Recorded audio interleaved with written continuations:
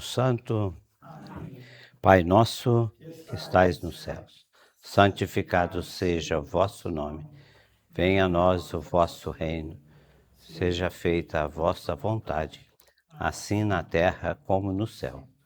O pão nosso de cada dia nos dai hoje. Perdoai-nos as nossas ofensas, assim como nós perdoamos a quem nos tem ofendido. E não nos deixeis cair em tentação, mas livrai-nos do mal.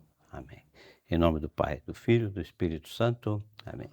Para a gente finalizar definitivamente aí com o Evangelho de João, né, que a gente mostrou o que foi possível, né, com aquela folha que eu passei para vocês, né, sugerindo que fosse feita aí uma leitura complementar e uns pormenores, né, que são importantes a gente observar. Quanto ao estilo, né, o vocabulário de João, que está dentro daquilo que o identifica, né, a questão do Jesus divino. Ele passa para nós, né, a impressão, né, de que ele, sabendo que muita coisa já tinha sido apresentada pelos 3 evangelistas, ele vai dar um passo adiante, ele vai numa outra direção, né, abordando a Jesus na sua divindade.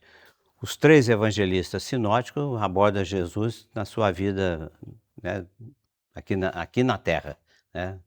Mas João vai trabalhar essa dimensão. Daí aquilo que nós falamos, né, que ele é representado por uma águia, pela sua característica, né, de um voo muito elevado, de muita sabedoria, e ao mesmo tempo, né, trazendo para nós numa linguagem mais humana, né, mais fácil de acolher. É interessante, né, que se a gente pegar o que João escreveu, que foi o Evangelho e as 3 cartas, né, primeira, segunda e terceira carta, nós vamos encontrar elementos, né, idênticos, algumas palavras, né, alguns termos que são visíveis no texto das cartas e do Evangelho, o que de alguma forma traz para nós a garantia, né, a certeza de que é um escrito joanino, né, um escrito do evangelista São João. A título, né, de curiosidade e de aproximação com o que eu estou falando, pega aí João 15. João 15.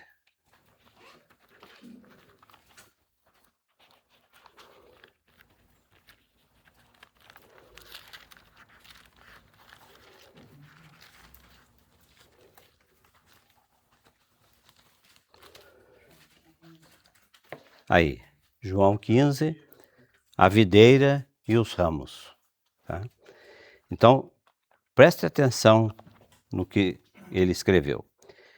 Eu sou a videira verdadeira e meu pai é o agricultor. Todo ramo que não der fruto em mim, ele o cortará e podará todo o que der fruto para que produza mais fruto. Vós já estáis puros pela palavra que vos tenho anunciado. Agora começa aqui, né, a martelação dele. Permanecei em mim e eu permanecerei em vós. O ramo não pode dar fruto por si mesmo, senão permanecer na videira. Assim, também vós não podeis tampouco dar fruto, senão permanecerdes em mim. Eu sou a videira, vós os ramos. Quem permanecer em mim e eu nele, esse dá muito fruto, porque sem mim nada podeis fazer. Se alguém não permanecer em mim, será lançado fora, como o ramo. Ele secará e hão de ajuntá-lo e lançá-lo ao fogo e queimar-se-á. Se permanecerdes em mim e as minhas palavras permanecerem em vós, apagou aqui. Pedireis tudo o que quiserdes e vos será feito. Nisto é glorificado meu Pai, para que deis muito fruto e vos torneis meus discípulos. O que chama atenção nesse texto, né? A permanência, né? A perseverança. Então, isso é dentro da literatura do Evangelho de João, é uma característica muito, muito importante, né? Ele é incisivo, ele usa aquilo que a gente encontra lá no livro do Deuteronômio, né? Quando Deus fala, né, que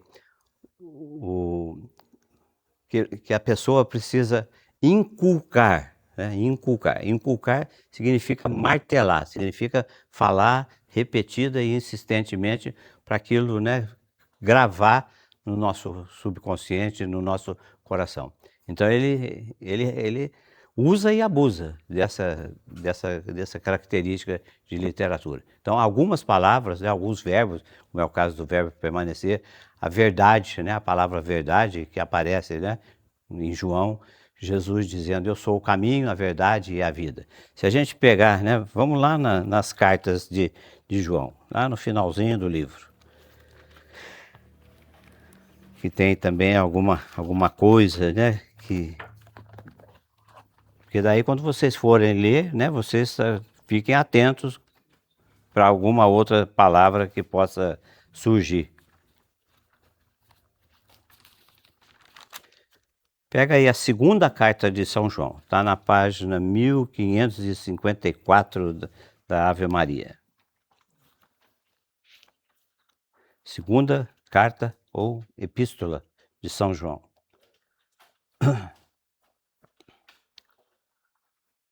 Olha bem. Veja, né, que é uma carta, é um livro que tem um capítulo só. Então não aparece, né, aquele número maior na margem do texto, né? Ele já entra no texto e ele só coloca a numeração dos versículos. Então ele começa assim: o ancião, a senhora eleita e a seus filhos, que amo na verdade, não somente eu, mas também todos os que conheceram a verdade e por causa da verdade que permanece em nós e é que ficará conosco eternamente. Esteja convosco na verdade e no amor. Graça, misericórdia e paz da parte de Deus Pai e de Jesus Cristo, Filho do Pai, né? E aí depois ele continua, versículo 4, muito me alegrei por ter achado entre teus filhos alguns que andam na verdade conforme o mandamento que temos recebido. Vocês, né, já apareceu pelo menos umas 4 ou 5 vezes em poucos, né, em poucos versículos. Depois ele diz aí no versículo 5, e agora segunda carta de São João. E agora rogo-te, Senhora, né? Senhora é a igreja, né? Ele está se referindo à igreja. Rogo-te, Senhora, não como quem te escreve um novo mandamento, mas sim o que tivemos desde o princípio, que nos amemos uns aos outros. Nisto consiste o amor, que vivamos segundo os seus mandamentos. É este o mandamento que tendes ouvido, desde o princípio, segundo o qual deveis viver. E aí, se a gente pegar embaixo a terceira carta de São João, né, ele começa dizendo assim: o ancião, ao caríssimo Gaio, a quem amo na verdade, caríssimo, desejo que prosperes em todos os teus empreendimentos, que estejas bem e igualmente que tua alma prospere. Alegrei-me muito com a vinda dos irmãos e com o testemunho que deram da tua verdade, de como andas na verdade. Não tenho maior alegria do que ouvir dizer que os meus filhos caminham na verdade. Então, tomei aqui esses dois exemplos, né?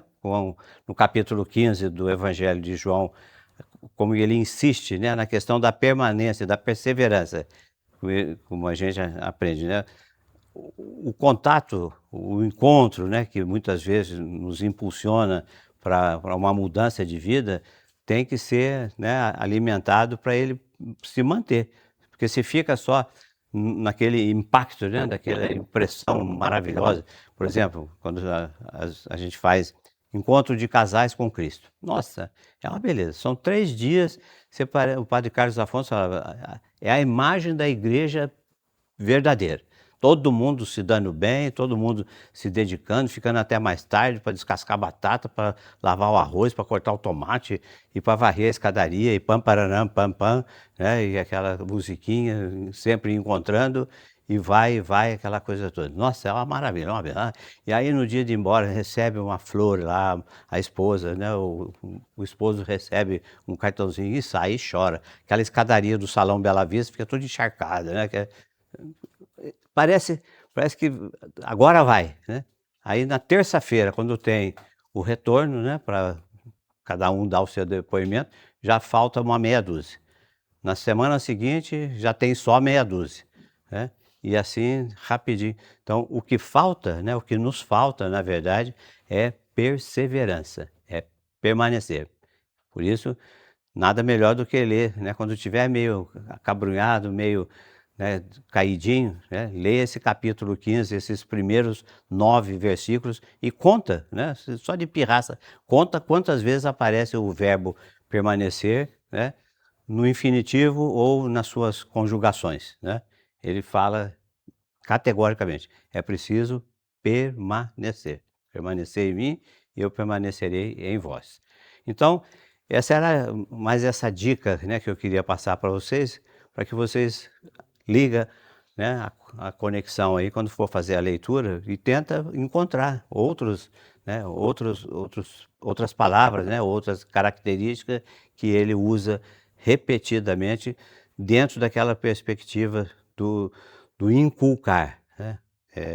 O livro do Deuteronômio fala, né, que o judeu, ele precisa, né, martelar na cabeça dele, o conceito, né, de Javé. Então por isso que ele usa aquela caixinha preta na testa, né, uma caixinha que vai aqui e aqui, né, que fala que nós devemos amar a Deus com a nossa inteligência e com o nosso coração, e que deve haver um equilíbrio, né, uma harmonia, não pode ser muito cabeça, porque senão a gente vira teórico, né, da fé, e não pode ser só coração, senão você fica muito melecoso, né, fica muito meu Jesusinho, né, e não, então tem que haver um equilíbrio, né, o que desce da sabedoria é purificado no coração, estabelece uma harmonia e se coloca em prática. Então por isso que, João usa essa metodologia, repete, repete, repete, outras palavras, né, outras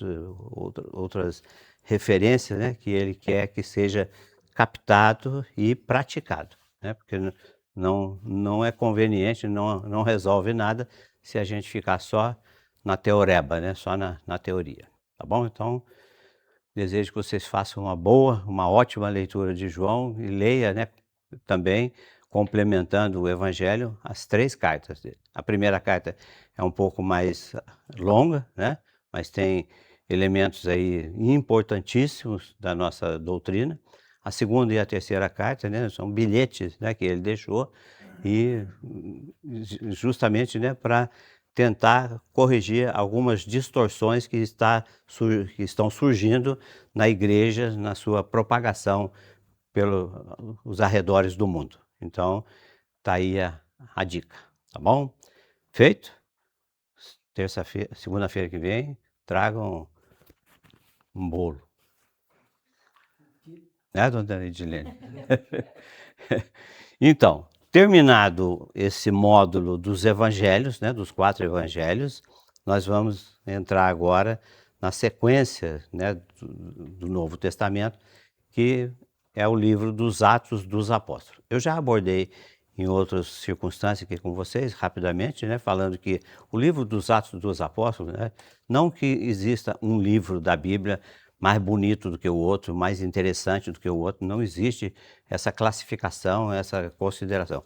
Tudo é palavra de Deus, e palavra de Deus não tem como não ser bom, né? Mas cada um deles, com as suas características, com a sua performance, né, oferece para nós um conteúdo, né, que com certeza num determinado momento da nossa caminhada vai nos ajudar.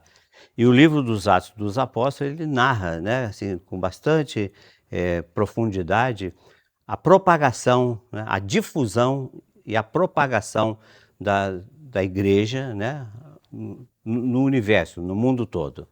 Então, por isso, né, que eu já falei aqui, esse livro dos Atos dos Apóstolos, ele é lido durante o período da Páscoa, né, nos 40 dias de Páscoa, justamente para mostrar como é que a igreja se manifestou após a ressurreição de Jesus e o que ela percorreu, o que ela enfrentou, o que ela, né, assim, traz para nós de ensinamento.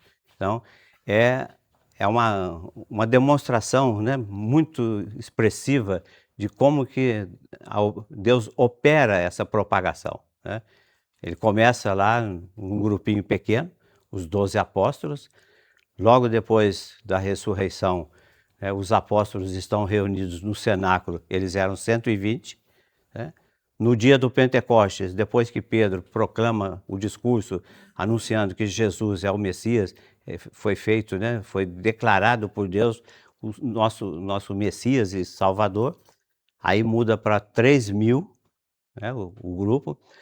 Uma semana depois, isso é quase 5.000, e depois dessa expressão 5.000, o livro não fala mais numericamente, quantitativamente, ele coloca oi? Muita gente, todo mundo, uma região toda, uma cidade, ele vai usar de expressões né, assim, de quantidade de gente para mostrar que a igreja está pujante, a igreja está, né, efervescente. Inclusive tem acho que no capítulo 6 dos Atos dos Apóstolos, fala que inclusive, né, sacerdotes do templo se convertendo ao cristianismo para caminhar, né, com o evangelho. Então, é um livro muito interessante, né, muito real, porque é comum a gente encontrar pessoas que falam assim, eu queria viver no tempo de Jesus, lá era tudo muito bonito, era uma beleza. Não era, não era. Havia discordância, havia, né, gente querendo se sobrepor ao outro, essas mesquinharias próprias da nossa humanidade estavam presentes lá, né, estava presente no Antigo Testamento, né. Eu já tenho falado para vocês aqui inúmeras vezes, né, que a nossa salvação é que a Bíblia foi escrita por homens, né, porque se ela tivesse sido escrita por anjos, né, ela se tornaria inatingível às nossas precariedades. Mas como é feita por homem, né, o homem entende o homem, né, então ele coloca ali tudo quanto é possibilidade, tudo quanto é intercorrência, né, um querendo matar o outro, eh, traindo, né, puxando o tapete, eh, cometendo adultério, enfim, tudo, mesma coisa, tá certo? Então a gente vai começar, né, o livro dos Atos dos Apóstolos, para a gente poder aproveitar o máximo. Aqui uma mensagenzinha de incentivo, né? Conhecer Jesus pela fé é nossa alegria. Segui-lo é uma graça e transmitir esse tesouro é uma tarefa que o Senhor nos confiou pelo batismo. Então a nossa missão é chegar nessa dimensão de transmissor, né, de levar, de anunciar esse tesouro que nos foi confiado pelo nosso batismo, né? Quando nós somos feitos sacerdote, profeta e rei. Então, como profeta, nós temos, né, o dever de anunciar a salvação.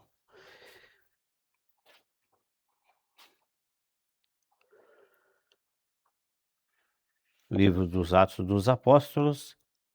Esse aqui não tem barulhinho, viu, gente? Não...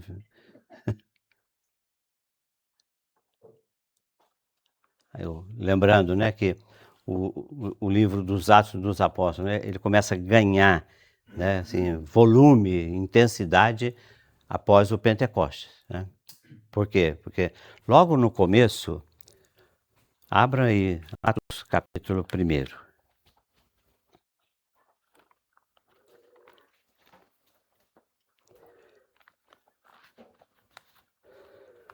Atos dos Apóstolos.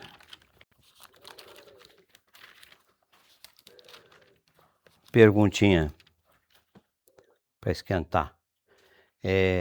Quem escreveu Atos dos Apóstolos? São Lucas. Que escreveu o Evangelho e o livro dos Atos, né? originalmente, segundo os estudos, né, da literatura bíblica, ele formava um bloco só, era um único livro, né? Mas depois a igreja entendeu que, por uma questão de pedagogia, principalmente quando ela separa o Evangelho dos Atos dos Apóstolos, define, né, deixa bem claramente demarcado para nós que o Evangelho mostra a grande caminhada, né, da Galileia para Jerusalém, a morte e a ressurreição de Jesus, e os Atos dos Apóstolos narra a igreja, né, que surge no Pentecostes e vai, como ele diz aí assim, né, capítulo 1, inclusive, né, quando ele começa a dizer aqui no versículo 4, que vai narrar a ascensão de Jesus. E comendo com eles, ordenou-lhes que não se afastassem de Jerusalém, mas que esperassem aí o cumprimento da promessa do seu Pai, que ouvistes, disse ele, da minha boca. O que Jesus fez o tempo todo foi anunciar o plano de salvação do Pai. Porque João batizou na água, mas vós sereis batizados no Espírito Santo daqui a poucos dias.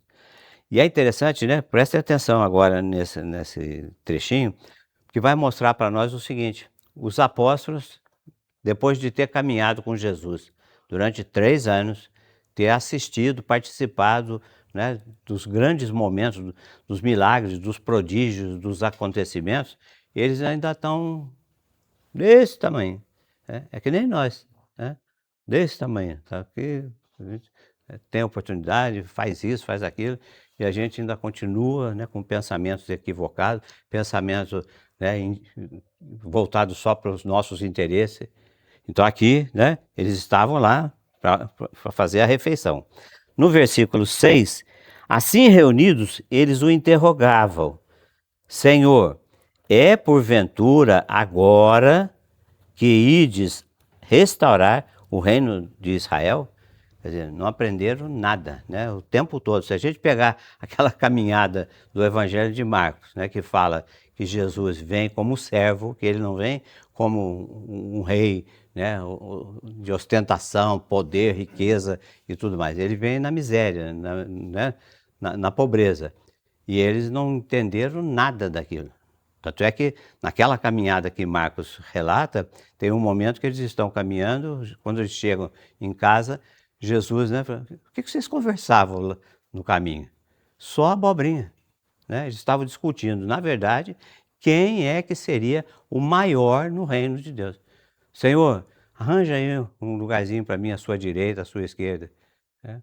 Então, aí começa, né, a se revelar para nós a nossa identidade, né? A nossa cabeça dura, né? Aquilo que eu falo para vocês, que Jesus fala, né? Ou gente tarda de inteligência, né? Então, mostrando que a nossa inteligência é lenta, né? Quase parando. Então aqui ele pergunta: é agora, por acaso, que vai acontecer o que está na nossa cabecinha de... Respondeu-lhes ele: não vos pertence a vós saber os tempos nem os momentos que o Pai fixou em seu poder. Agora vem a promessa: mas descerá sobre vós o Espírito Santo e vos dará força e sereis minhas testemunhas em Jerusalém, na Judéia, na Samaria e até os confins do mundo. Então, eu lembro que uma vez, na época da virada do milênio, né, quando a gente foi estudar os Atos dos Apóstolos, a gente fez um crachazinho para o pessoal que estava participando com essa passagem, né? Não cabe a nós resolver e devemos esperar, né, receber o Espírito Santo para que a gente possa testemunhar, anunciar aqui na Judéia, na Samaria e nos confins do mundo. É isso que a gente vai ver de uma forma bem, né, assim, bem explícita no texto. E aí depois Jesus sobe ao céu. Então, é depois do Pentecoste, né, o Pentecoste é como se fosse o dínamo, né, que vai girando, ganhando força e transmitindo a sua energia. O livro dos Atos dos Apóstolos mostra para nós, né, categoricamente, Pedro, né, figura emblemática da nossa fé, né? Pedro, na noite da ceia, né, que Jesus anuncia que vai ser traído, né, que ele fala, eu não, nunca, jamais, nem pensar, né, eu estou contigo, né, se enche de afirmações. E Jesus simplesmente vai dizer para ele, antes que o galo cante 3 vezes, você vai me negar. E de fato negou, né, porque ele foi abordado no pátio lá onde Jesus estava sendo chicoteado. A empregada estava passando, olhou, é do time dele. Não, não sei, nunca vi, não conheço. Então ele só acovardado.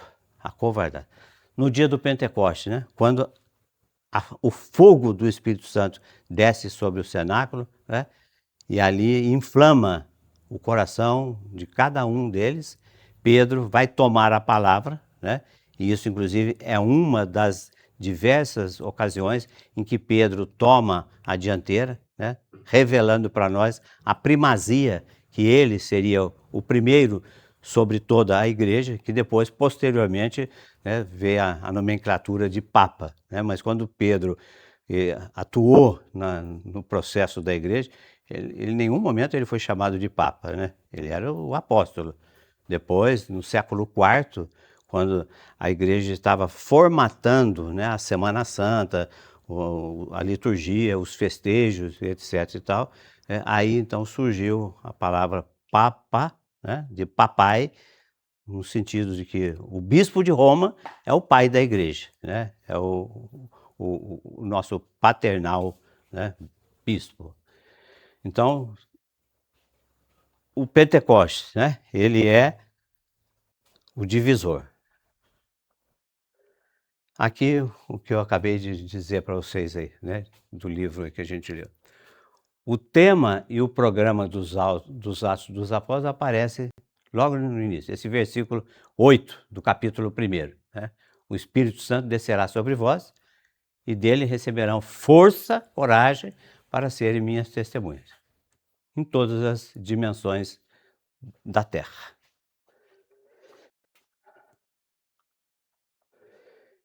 E Maria se fez presente no cenáculo. Então aqui nós temos, no livro dos Atos, né? E na obra de Lucas, perdão. Então nós temos primeiramente o tempo de Jesus, que está contido na narrativa do seu evangelho, e é Jesus que age com a força do Espírito Santo. Desde lá do início, do comecinho, quando narra o batismo nas águas do Rio Jordão, né? Desceu o Espírito Santo em forma de pomba e Deus disse, né? Eis aí o meu filho, em quem eu ponho a minha complacência.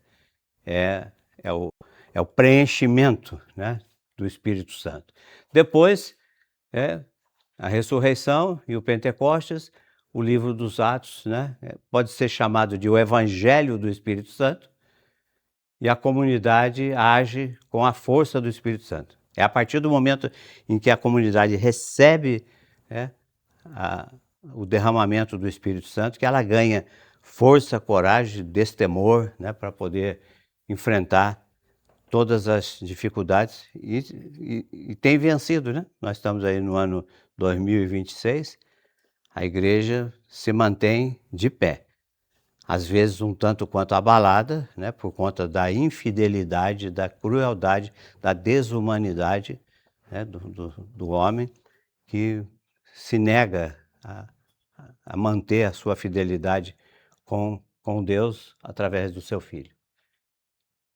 Muitos outros impérios, né, se a gente for fazer uma observação na história da humanidade, grandes impérios sucumbiram, né, deixaram de existir, foram derrotados, né, foram dizimados, e a igreja está aí, aos trancos e barrancos, né, gente querendo colocar, né, transformar o regulamento, né, vamos dizer assim, a lei divina em prol, né, dos seus interesses, mas ela continua arranjando inimigo, né, tem gente virando a cara agora com essa declaração de desses padres, né, que foram excomungados, nossa, a imprensa marrom está caindo de pancada na igreja, no Papa Leão, né, e ele não fez nada mais, nada menos do que cumprir o que a igreja sempre, né, determinou, a fidelidade ao sumo pontífice.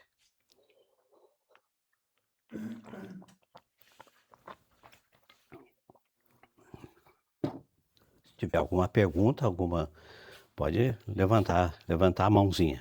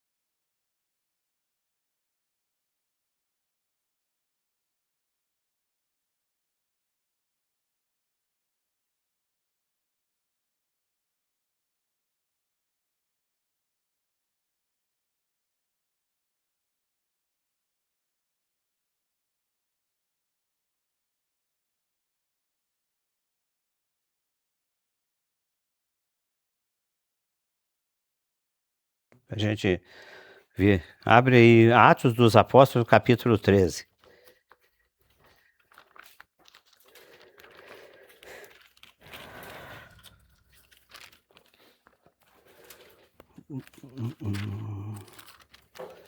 Capítulo 13 do livro dos Atos dos Apóstolos. Primeira viagem de Paulo e de Barnabé. Eles vão, voltam, depois, quando está pronto para ir de novo, aí no capítulo 14, eles vão fazer uma nova viagem. E aí, deixa eu ver aqui o que nos interessa. Aqui, ó, no versículo 21, o fim da primeira missão. Depois de ter pregado, não é isso que eu quero. Eu quero aqui o capítulo 16. Capítulo 16. Capítulo 16. Chegou a Derbe e depois a Listra, né? As cidades da Ásia Menor. Havia ali um discípulo chamado Timóteo, é o momento que Paulo vai trazê-lo, né, para ficar com ele. Depois diz assim, versículo 6. Versículo 4.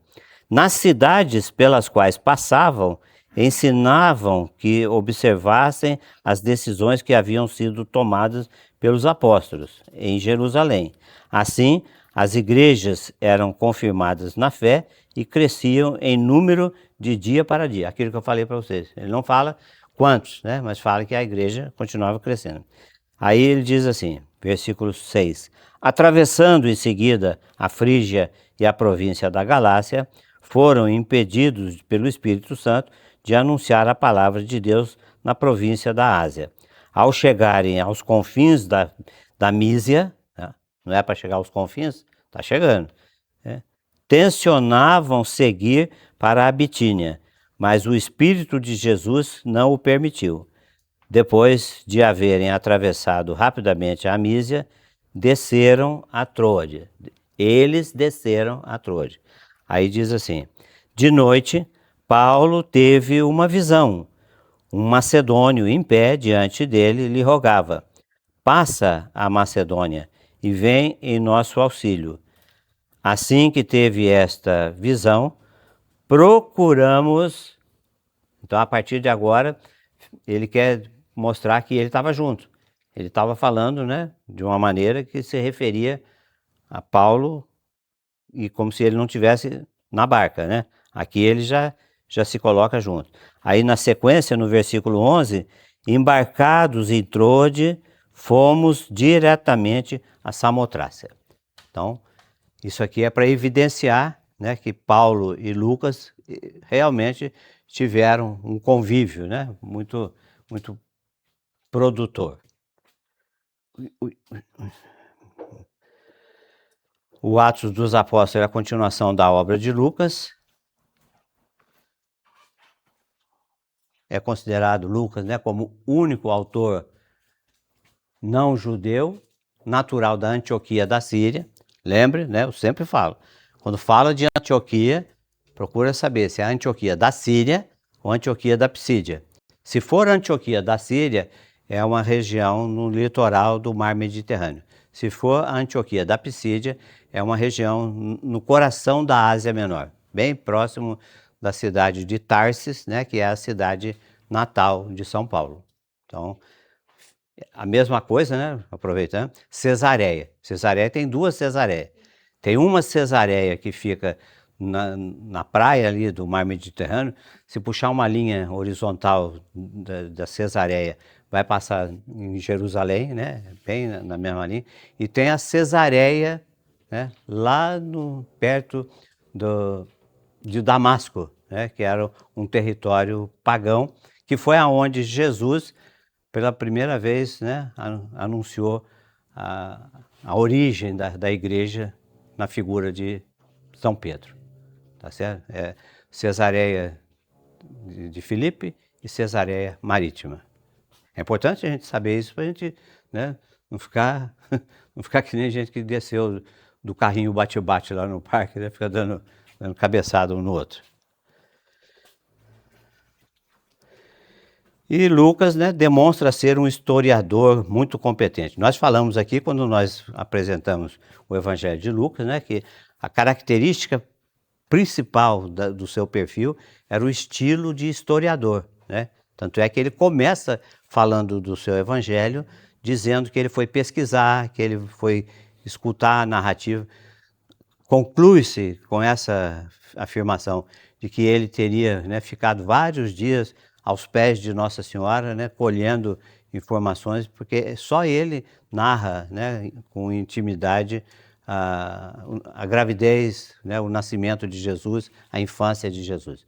Então ele buscou argumento na fonte. Os destinatários. A gente sempre, né, procura identificar para quem o texto é endereçado. Paulo isso aqui nós já aprendemos no Evangelho de Lucas. Como era uma obra só, né, o motivo era único, né? Então ele dedicou a sua obra, o Evangelho e o Atos, a um certo Teófilo. Aquela dúvida, será o nome de uma pessoa ou será uma expressão revelando, né, é para os amigos de Deus, separando ali os radicais, né? Theos, Deus, philos, amigo. Certamente uma pessoa de posição, se for considerar o nome, e se não for considerar o nome, Teófilos somos todos nós, que de alguma forma, né, afirmamos que a gente é amigo dele. Ele é amigo nosso, né? Tem que fazer amigo. Então, o trechinho que abre, né, o livro dos Atos dos Apóstolos, os primeiros versículos, no meu primeiro livro, ó Teófilo. Então aqui mostra, né, que realmente existe uma conexão, né, que foi rompida por uma questão didática, pedagógica, conforme eu falei agora há pouco, para mostrar a ação de Jesus no Evangelho, a ação da igreja nos Atos dos Apóstolos, né? Antes disso, né, ele deu instruções aos apóstolos, então Jesus vai ficar 40 dias, né, para poder impulsionar a obra de salvação.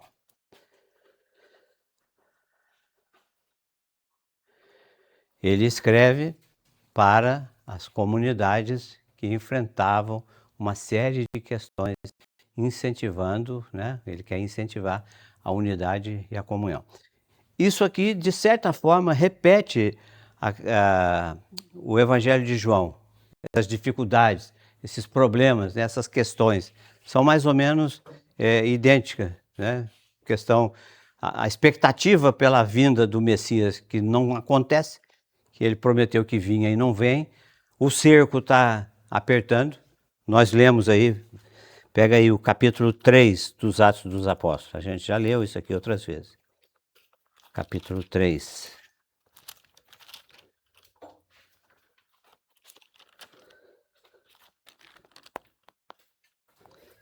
Acharam? Capítulo 3? Tá aí, ó. A cura de um coxo. Pedro e João iam subindo ao templo para rezar a hora nona. Lembra dessa passagem? Então, o que a gente comentou naquela ocasião? Os seguidores de Jesus ainda não tinham, né, uma casa de oração, uma igreja, uma capela, né, uma sinagoga, não tinha. Havia já iniciado a perseguição maluca do imperador Nero. E também começam a surgir algumas divergências, né, alguns desentendimentos entre os seguidores de Jesus e os judeus, que, não acreditando que Jesus era filho de Deus, era o Messias, começaram a hostilizar os apóstolos, né, os seguidores que queriam ir ao templo para rezar. Veja que aqui, né, o capítulo 3, a gente supõe que seja um acontecimento muito próximo ali da ascensão de Jesus. E a coisa já está ficando, né, os judeus já não estão mais fazendo, né, questão de acolher os seguidores de Jesus que vinham rezar no templo e vinham falar de Jesus, que eles não aceitavam. Então, isso passou a ser também motivo para perseguição, motivo, né, para dificultar. Então, Lucas vai colocar no livro dos Atos dos Apóstolos que persevere, né? Se mantenham firmes, porque, né, Jesus vai cumprir a sua promessa. Buscando, né, estabelecer a unidade, né, que não haja mais dissidência entre os cristãos, né, os judeus, mas que busquem eles, né, a unidade, que Jesus já manifestou lá no capítulo 17 do Evangelho de João, quando ele fala, né, que o sonho dele, né, o sonho do Pai é que o seu povo fosse um só rebanho, um só pastor, né? É a oração da unidade, né, dos cristãos. Infelizmente, retomando aquele comentário, né, o livro narra as nossas misérias humanas, e aí começa com nhenhenhen, tititi, e a coisa vai se encandecendo, e aí eles têm que se mergulhar nas catacumbas para garantir a sobrevivência, né? E foram 3 séculos de perseguição, né? Começou no ano 64 com o incêndio de Roma e terminou no ano 313 com a declaração de Constantino que os cristãos não poderiam mais ser perseguidos e aprisionados, né? Eles vão ser colocados em liberdade, né? Pode andar à vontade. Nesse meio tempo surgiu também um imperador que quis dar uma dificuldade e falou: eu não vou perseguir vocês, mas se eu pegar vocês, né, falando de Jesus, eu vou dar cabo de vocês. Então, foram 3 séculos, né, sangue derramado abundantemente. O sangue dos... eu já falei isso aqui para vocês, né? A igreja tem essa expressão, né? O sangue dos mártires eram semente de novas, né, vocações. A unidade. Vamos lá.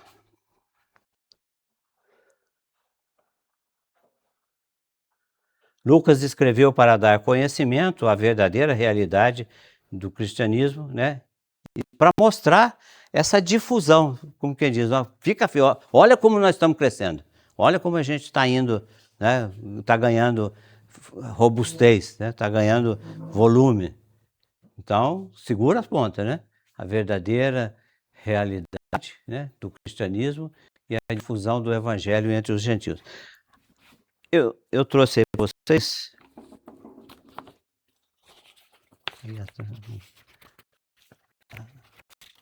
Acho que é só aqui você e o João.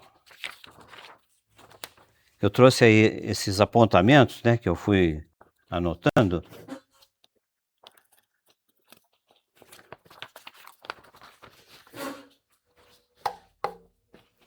Aonde fala aí o crescimento da igreja, né? É exatamente o que eu acabei de falar, né? Só que aqui vocês têm a oportunidade de ler, de fazer as suas considerações. Mas de uma maneira bem rápida, né? No início aparecem números, quantitativamente, né? É um jeito de insinuar que dava para contar, né? Depois só se fala em muitos, grande número, a palavra se espalha, né? E depois desse grupo dos 12, né? Os primeiros cristãos eram mais ou menos 120 pessoas. É só pegar aí, ó, Atos dos Apóstolos, capítulo 1, versículo 15.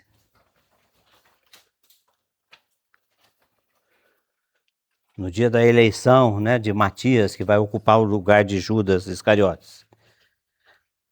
Num daqueles dias, levantou-se Pedro no meio dos seus irmãos, na assembleia reunida, que constava de umas 120 pessoas.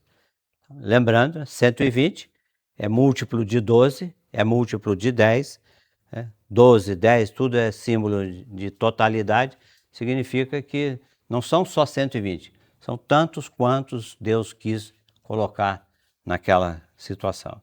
Então aí eu coloco a passagem bíblica, né? Lucas capítulo 1, versículo 15, depois Lucas capítulo 2, versículo 41, que ele fala, no dia do os que receberam a sua palavra foram batizadas, e naquele dia elevou-se mais ou menos 3.000 o número de adeptos. Isso logo depois, né, no dia do Pentecostes. Passou de 120 para mais ou menos 3.000.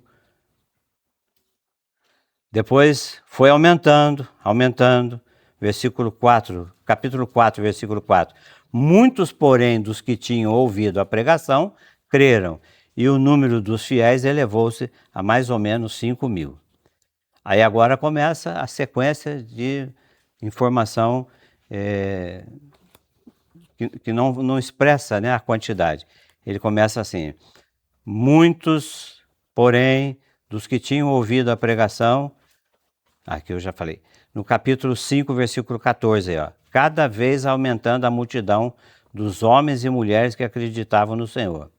Capítulo 6, versículo 7, divulgou-se sempre mais a palavra de Deus, multiplicava-se consideravelmente o número dos discípulos e também grande número de sacerdotes aderiam à fé. Então não era só a ralé, né? Tinha gente instruída no pedaço, né? Os sacerdotes.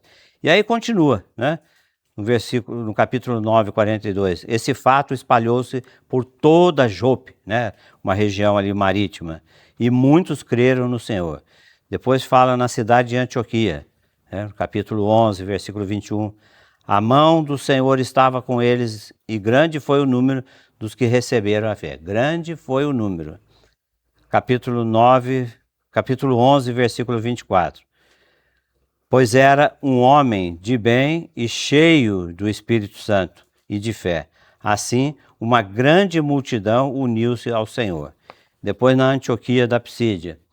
Então tem, né? Se vocês quiserem continuar a pesquisa, né? Talvez eu não tenha conseguido anotar todas as passagens. E aqui, né, aproveitando que a gente já falou aí da Antioquia, vamos descobrir uma informação aqui. Capítulo 11 dos Atos dos Apóstolos.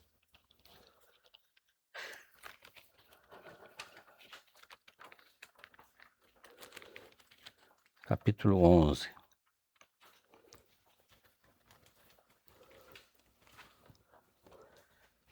No capítulo 11, né, vai falar da fundação da igreja da Antioquia. É que Paulo foi buscado, né, foram buscá-lo, ele estava lá em Tarsis, na terra dele, e aí Barnabé vai lá, busca, traz ele, né, para ajudar na pregação, fazem ali. Então se pegar aqui, ó, capítulo 11, versículo 22. A notícia destas coisas chegou aos ouvidos da igreja de Jerusalém. Enviaram então Barnabé até Antioquia, e ao chegar lá, alegrou-se vendo a graça de Deus, e a todos exortava a perseverar no Senhor com firmeza de coração, pois era um homem de bem e cheio do Espírito Santo e de fé. Assim, uma grande multidão, olha aí, grande multidão, né, uniu-se ao Senhor. Em seguida, partiu Barnabé para Tarso, ou Tarsis, em procura de Saulo, né, que viria a se chamar Paulo. Achou-o e o levou para Antioquia. Durante um ano inteiro, eles tomaram parte nas reuniões da comunidade e instruíram grande multidão, de maneira que, em Antioquia, é que os discípulos, pela primeira vez, foram chamados pelo nome de cristãos. Então, até agora, né, os seguidores de Jesus eram identificados como seguidor da doutrina, seguidor do Nazareno, né? Tem aqui na nossa folhinha aqui, tem essa informação para depois vocês, né?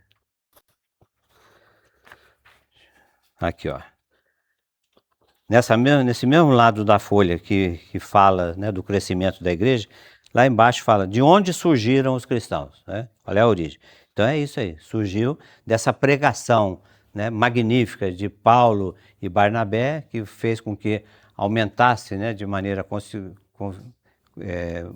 bastante do número, né, de cristãos, e eles então até então eram chamados, né, os discípulos, mas não se falava de cristãos. Aí surgiu então, isso aqui é mais ou menos, né, colocando na linha do tempo, é mais ou menos entre o ano 48 e 50, que surge essa nomenclatura. Depois, né, a gente vai ser chamado de católico. Então não é assim, né? Por isso que às vezes a gente fala, né, que Jesus não foi católico, né? Porque na verdade quando ele passou por aqui só existia o judaísmo, né? O hebraísmo e as religiões politeístas, né, de paganismo. Então ele fala assim, já aproveitando aqui o look aqui da página. E o termo católico, de onde vem? Né? Quando é que a gente começa a ser chamado de católico? A palavra católico vem do grego katolikon, que quer dizer universal, em sentido contrário a particular. Então é nesse sentido. O Adir Macedo foi esperto, pegou o universal, colocou o nome dele e está aí montado na grana. A Igreja Católica Universal, né, a nossa Igreja Universal, surge no dia do Pentecostes, quando em Jerusalém havia pessoas de toda a parte do mundo, do universo conhecido naquela época, né, basta ler aí o Atos 2, de 5 a 11. Não deixe, né, de olhar o mapa, né, que a gente vai mostrando aí.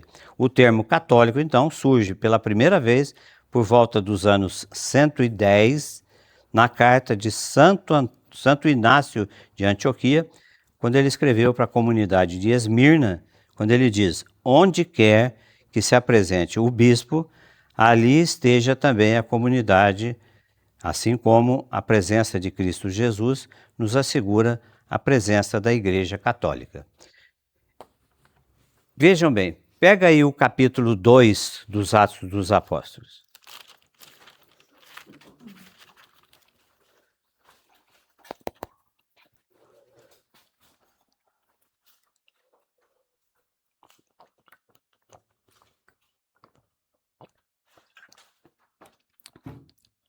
Partindo do conceito aí que nós acabamos de introduzir, de que católicon, né, católique, é universal, a igreja usa essa passagem do capítulo 2 do Pentecoste para mostrar o significado dessa universalidade, né, mostrando que naquele dia, naquela celebração, tinha gente do mundo inteiro, né.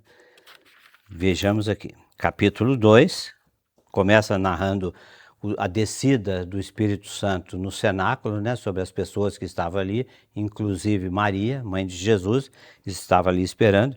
Aí no versículo 5, olha o que fala: achavam-se então em Jerusalém judeus piedosos de todas as nações que há debaixo do céu. Ouvindo aquele ruído, reuniu-se muita gente e maravilhava-se de que cada um os ouvia falar na sua própria língua. Vamos ficar com o início ali, o versículo 5. Achavam-se, memoriza isso, achavam-se em Jerusalém judeus piedosos de todas as nações que há debaixo do céu. Nós temos que lembrar que o mapa que aparece, né, aparece na Bíblia de vocês aí, quando se refere aos acontecimentos bíblicos, né, uma pequena porção do mundo. Ainda não tinha acontecido as navegações, as descobertas marítimas. Então existia aquele retângulo que pega um pedaço da Europa, pega o mar Mediterrâneo, pega o norte da África, pega o lado ali da Síria,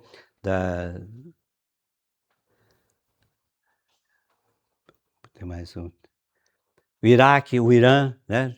Esse é o panorama. Esse era o mundo, o universo conhecido até então.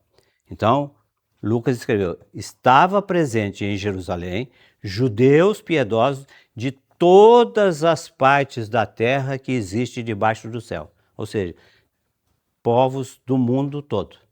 Né? A universalidade dos povos. E aí, então, né, quando nos questionarem, quando a gente é questionado, aonde na Bíblia fala que Jesus instituiu a Igreja Católica? Aqui. Lá em Mateus, ele estabeleceu o vínculo, né, da primazia de Pedro. Mas por isso que é no dia do Pentecostes que a gente celebra o nascimento da igreja. Porque a igreja nasceu exatamente nessas condições, né? os judeus estavam reunidos para celebrar o Pentecoste deles, né, que era uma referência a uma festa agrícola, e era uma coisa reservada, isolada, né? Só os judeus tinham permissão de participar. Aqui, né, o Pentecostes que acontece, né, esse Pentecostes cristão, ele é aberto a toda a universalidade do povo. Totalmente diferente do judeu, né, que restringia, bloqueava, né, o evangelho, né? Jesus veio mostrar para nós que a igreja universal, a igreja que nos une todos a ele, né, é de todas as nações que existem debaixo do céu e sobre essa terra. Então, grava isso aí. Não é para brigar, pelo amor de Deus, né? Não, se for para brigar, esquece, tá?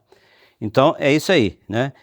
Depois ele vai falar da onde que são essas pessoas. No versículo 9, ele vai apresentar, assim, bem resumidamente, quem é que estava por ali. E muitas dessas regiões são regiões pagãs, né? São regiões de deuses pagãos. Então, os partos, os medos, os elamitas, os que habitam a Mesopotâmia, a Judéia, a Capadócia, o Ponto, a Ásia, a Frígia, a Panfilha, o Egito, as províncias da Líbia próxima a Cirene, peregrinos romanos, judeus ou prosélitos, cretenses e árabes ouviram publicar em nossas línguas as maravilhas de Deus. Então aqui é um resuminho, né, do nome das localidades, das nações que se faziam presentes no Pentecostes, né, que assistiram à manifestação do Espírito Santo. Que horas são? 8h36. 8h36, tá bom.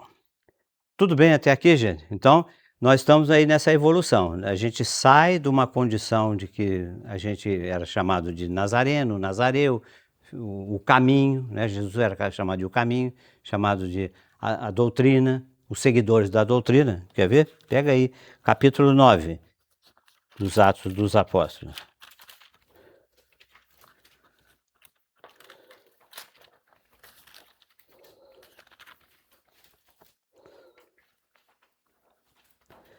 Capítulo 9, acharam? Enquanto isso, Saulo só respirava ameaças e morte contra os discípulos do Senhor. Apresentou-se ao príncipe dos sacerdotes e pediu cartas para as sinagogas de Damasco, com o fim de levar presos a Jerusalém os homens e as mulheres que achasse seguindo a doutrina, né? Era um dos nomes do grupamento de Jesus, né? A doutrina, o caminho, seguidores, né, da doutrina, nazareus, nazarenos e assim por diante. Depois se estabelece, como nós já vimos aí, na Antioquia, a designação de os cristãos. E depois, né, vamos considerar que a designação como cristão aconteceu lá por volta do ano 50, né, falando número redondo. A identidade como católico surge no ano 110. O que aconteceu nessa ocasião? Santo Inácio de Antioquia foi feito prisioneiro pela sua pregação, né, muito contundente, muito agressiva contra as autoridades. E aí ele foi transportado, né, para Roma, onde ele seria julgado, sentenciado e executado, né, de acordo com o desfecho do julgamento. E no longo da viagem, né, que demorava um certo tempo, ele escreveu cartas para as comunidades do Apocalipse, Tiatira, Pérgamo, Hermínia, então as 7 igrejas. E nessa igreja que ele escreveu para o povo de Esmirna, ele disse essa frase, que onde estiver o bispo, se reúna ao redor dele a igreja católica. Então ali, né, surgiu essa designação de católicos com esse sentido, a igreja que abrange o universo no seu total. Beleza? Vamos lá.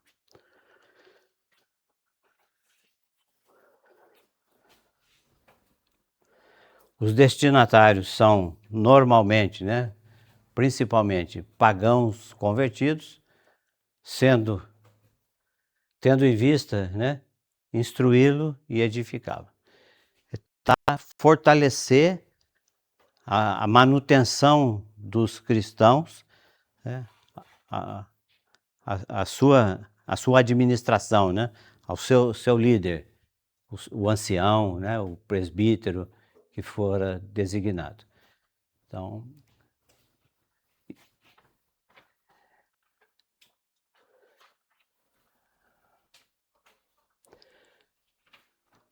o livro, né, chama a igreja a anunciar o evangelho a todos e em todos os lugares. Essa característica, né, de universalidade, aquela expressão, né, que a gente tem usado sempre, a universalidade da salvação. Essa característica que eu acabei de abordar do Pentecoste, né, de o Pentecoste cristão ser uma celebração, uma festividade aberta, né, permitindo a participação de todos, justamente vem, né, na direção desse objetivo, a universalidade. A salvação é universal. A salvação não é direito exclusivo do povo judeu, que assim achava que era. Né? Eles sentiam, achavam, vendiam essa ideia de que salvos seriam eles, né? Que os demais, e isso inclusive a gente vai ver, né, no capítulo 15 dos Atos dos Apóstolos, quando vai acontecer o primeiro concílio da igreja por conta de uma discussão nesses termos. Porque Paulo, quando ele fez a primeira viagem, ele saiu, né, ele saiu radiante. Por onde ele foi passando, ele foi criando novas comunidades, se estendeu a viagem dele ao máximo que ele conseguiu. Depois ele volta, né, e quando ele volta, ele faz questão de parar novamente nas localidades onde ele instituiu comunidade para ver como é que estava indo. Né? E quando ele chega na Antioquia da Síria, né, quando ele vai estacionar o navio ali, ele tá feliz. Olha, veja quanta coisa a gente conseguiu. Deus abriu a porta, né, para os pagãos. Só que alguns membros, né, recém-convertidos, alguns membros judeus, né, recém-convertidos, não conseguiram, né, engolir esse acontecimento. Aqueles pagãos estavam vivendo lá, né, no politeísmo, sacrificando pessoas e tudo mais, e de repente virou salvo, recebeu a salvação. Não, a gente não aceita. Aí surge esse embate, né, esse desentendimento, e aí a igreja vai sugerir, né, que seja feito um concílio, uma reunião de conciliação para definir o que é para acontecer. Esses recém-convertidos, né, implicantes, queria que o pagão se transformasse em judeu, depois de judeu, né, passava pelo direcionamento da salvação e seriam, né, poderiam se tornar cristãos. Como muitos judeus, como nós vimos ali no capítulo 2, quando a gente fala das nações que estavam ali no dia do Pentecostes, fala judeus e prosélitos. Judeu, né, é aquele que nasce na religião judaica. O prosélito é aquele que está encantado com o judaísmo, mas ainda não deu o passo decisivo, né, para participar do culto. Ele está ali, está no namoro, né, tá flertando. Então, a salvação não é somente para o povo judeu, é para toda a humanidade. E é isso que Lucas vai mostrar para nós. E virou um caminhão de boi aí.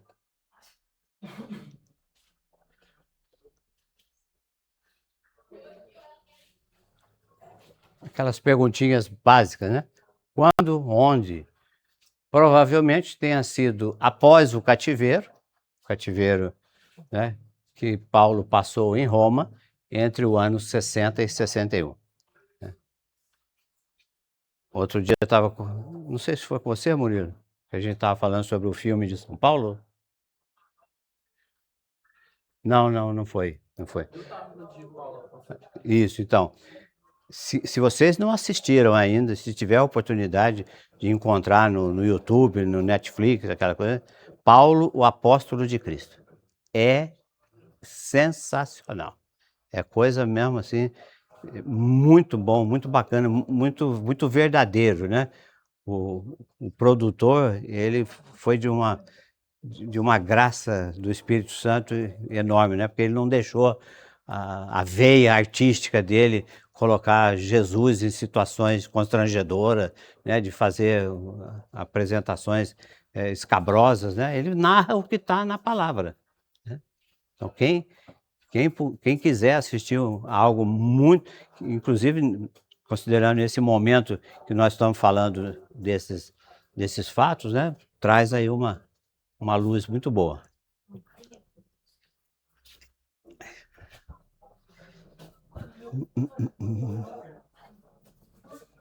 Aonde que foi escrito? Na Antioquia da Síria, né? Olha ali o que eu falei para vocês.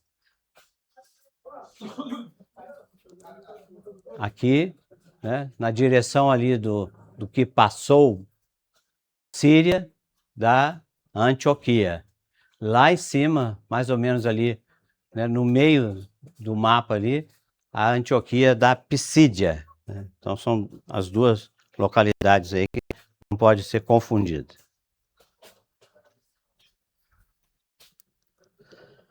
Aí, ó, tá mostrando aí a localização. Para a gente finalizar. Para alguns, deve ter sido escrito antes do Evangelho de Lucas, né? Além do ano 70, pois ele não faz referência às perseguições de Nero, nem à revolta dos judeus, nem à morte de Paulo por volta do ano 67. Então, ele foi escrito, né, nesse período aí, talvez um pouco depois da morte de São Paulo, que aconteceu no ano 67. Para outros, teria sido escrito depois do Evangelho, talvez por volta dos anos 80. É comum, né, se aceitar melhor a segunda opção, colocando os Atos dos Apóstolos depois do Evangelho, né, para dar continuidade na narrativa, né? Mas é nesse período aí, né, por volta ali da metade, né, no segundo trecho ali da década de 60, de 70. Né? Não há, não há necessidade de preciosismo aí. A importância, o livro abrange um período de cerca de 30 anos, é bem demarcadinho, desde o nascimento da igreja, no dia de Pentecostes, até o fim do cativeiro de Paulo em Roma. É interessante que o desfecho do livro dos Atos dos Apóstolos, ele chega a ser um pouco decepcionante, né? Porque ele narra com tanta precisão as viagens, né? Os discursos, as comunidades que surgiram, e de repente, né? Mas depois, lendo, estudando, analisando, né, várias vezes, a gente descobre que o que Lucas queria, né, quando ele finalizou dessa forma, é justamente deixar essa pulguinha atrás da orelha de cada um, para saber, e agora? Você viu tudo isso relacionado com o surgimento da igreja. O que você vai fazer? Vai propagar essa igreja ou vai enterrar essa igreja? Então, a finalização dele é meio, né, meio questionadora. Ali nós temos uma linha do tempo ali, vai aparecer uma setinha ali, demarcando o tempo ali.